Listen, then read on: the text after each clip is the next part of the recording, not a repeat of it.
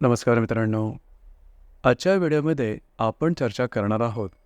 प्रेमामध्ये किंवा रिलेशनशिपमध्ये दोन व्यक्ती असतील, पैकी एकाची रास मिथुन रास असेल आणि दुसऱ्याची सिंह रास असेल, तर त्यांचं जे प्रेम किंवा रिलेशनशिप आहे, हे कशाप्रकारे फुलत जाईल? अशा कोणत्या गोष्टी आहेत की ज्या लक्षात ठेवायला हव्यात? दोघांचं संपूर्ण व्यक्तिमत्व, विचार, स्वभाव, जीवनाकडे बघण्याचा दृष्टिकोन आणि प्रेमामध्ये त्यांच्या असणाऱ्या अपेक्षा नेमक्या कशा प्रकारच्या असतात, या सर्व संदर्भातला खुलासेवार चर्चा आपण या व्हिडिओमध्ये करणार आहोत. सर्वात पहिल्यांदा आपण मिथुन राशीबद्दल विचार करू. मिथुन राशीबद्दल सांगायचं झालं तर कालपुरुषाच्या पत्रिकेमध्ये तृतीय स्थानामध्ये येणारी रास आहे, पुरुष रास आहे. राशीचा जो स्वामी आहे तो बुध आहे. या राशीचं जे तत्व आहे ते वायू तत्व आहे आणि द्विस्वभाव अशा प्रकारची ही रास आहे. सगळ्यात पहिलं आणि महत्त्वाची गोष्ट जी की मिथुन राशीमध्ये पाहायला मिळते ते म्हणजे त्यांचं बोलणं. त्यांचं जे बोलणं असतं अगदी बिनधास्तपणे असतं, निरागस असतं. समोरच्याला मान देऊन बोलण्याची कला मिथुन राशीला अतिशय व्यवस्थितपणे जमते. आपलं बोलणं सहज ओघवत्या शैलीमध्ये मांडणं हे मिथुन राशीला चांगलं जमतं.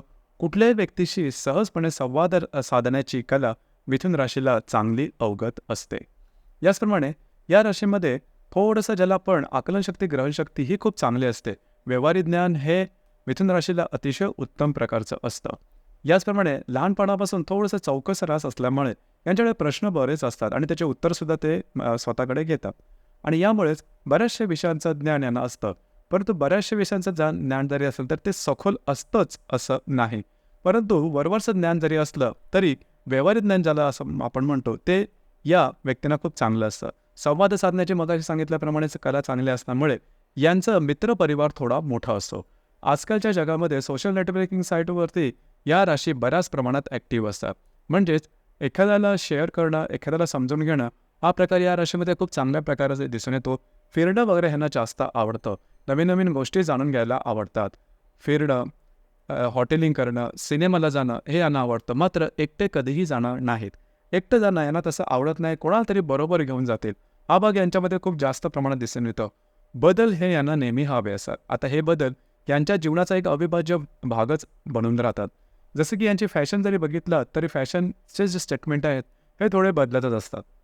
याचप्रमाणे यांच्या खाण्यापिण्याच्या सवयी, यांच्या आवडीनिवडी यासुद्धा कायम बदलत असतात. एकावरती स्थिर राहणं यांना जमत नाही.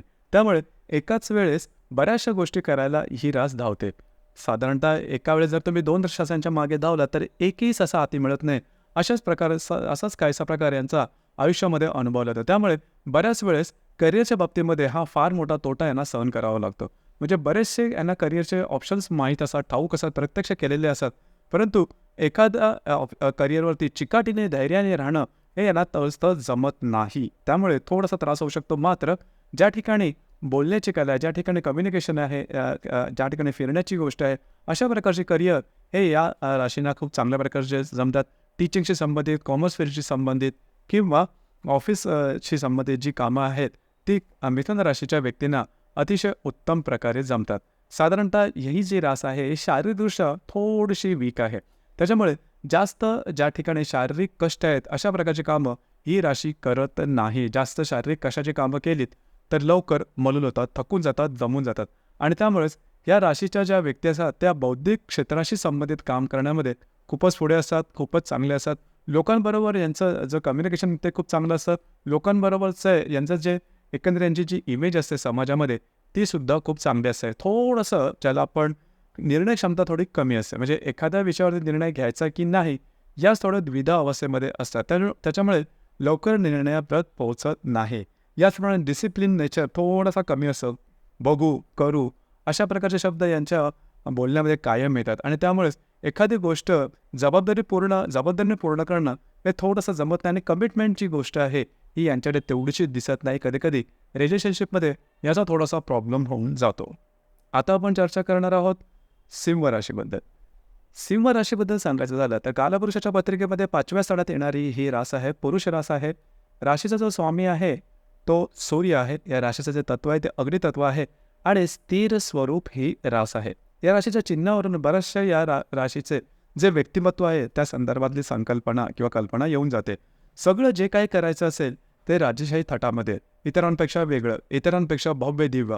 मग त्यांचं राहणीमान, बोलणं, स्वप्न, जीवनाकडे बघण्याचा दृष्टिकोन, एकंदरीत त्यांचं व्यक्तिमत्व असतं ते भारदस्त असतं. मात्र यांच्या एकंदरीत त्यांच्या संपूर्ण प्रकृतीकडे बघून तुम्हाला अजिबात जाणवणार नाही की यांची स्वप्न एवढी मोठी असेल, परंतु स्वप्न मोठीच असतात आणि ते पूर्ण करण्याची जिद्द, चिकाटी, महत्त्वाकांक्षा ही या राशीमध्ये अतिशय उत्तम प्रकारे दिसून येते. म्हणजे एखादं काम एकदा आवडलं, बरोबर वाटलं, योग्य वाटलं, मग झोकून त्याच्यामध्ये कामाला लागतील. आपलं संपूर्ण 100% त्या कामाला देतील आणि आपली जी स्वप्न आहेत ती पूर्ण करण्याची धमक या राशीमध्ये अतिशय उत्तम प्रकारे असते. फक्त एकच आणि एका गुणधर्मावरती ही जी रास आहे ही शून्यापासून अगदी शिखरापर्यंत जाऊ शकते. तो गुण म्हणजे आत्मविश्वास.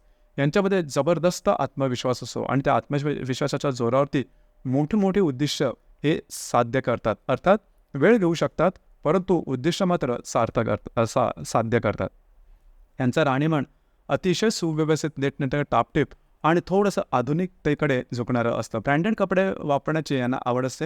यांची वाणी तशी पाहिली तर थोडीशी मितभाषी असते. नेमक्या बोलतील, विषयाला धरून असे बोलतील.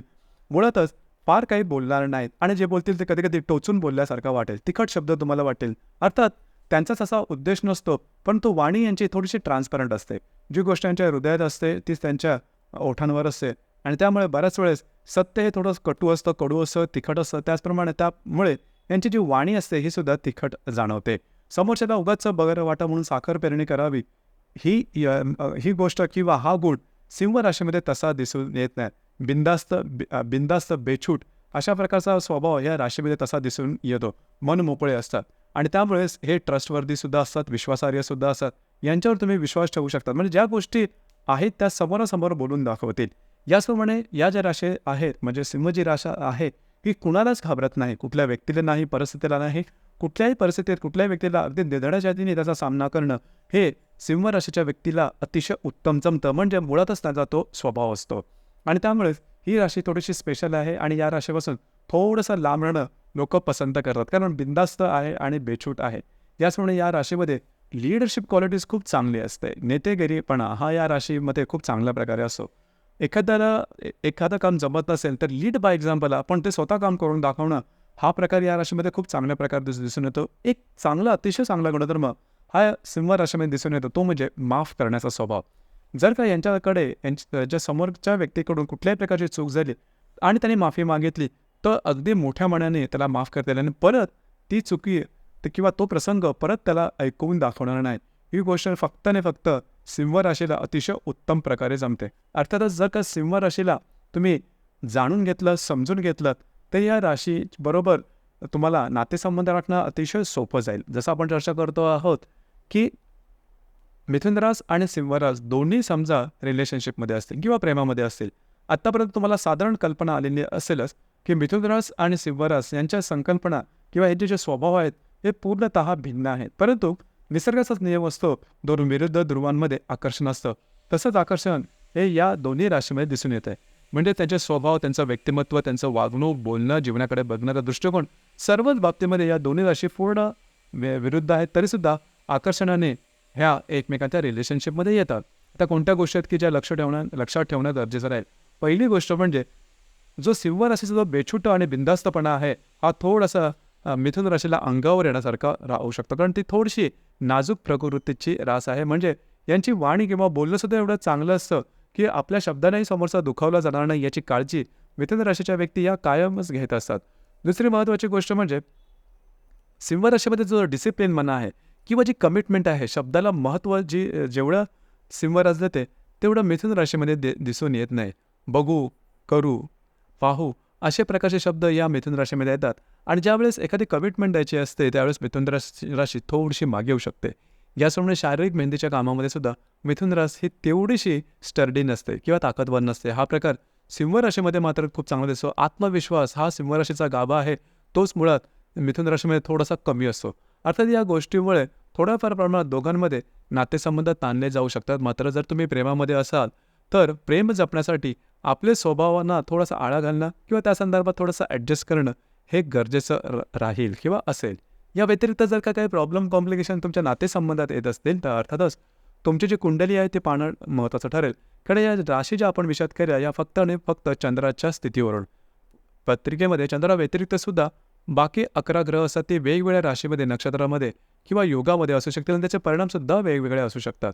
तर आपली कुंडली पाहून त्याद्वारे योग्य ते मार्गदर्शन करता येऊ शकेल. तर मित्रांनो, हे होतं प्रेमामध्ये किंवा रिलेशनशिपमध्ये मिथुन आणि सिंह राशी असेल तर त्यांचं प्रेम किंवा रिलेशनशिप कशा प्रकारे फुलत जाईल या संदर्भातली चर्चा. आपल्याला व्हिडिओ कसा वाटला, आपण त्याचा अनुभव कशा प्रकारे घेतला, नक्की कळवा. धन्यवाद.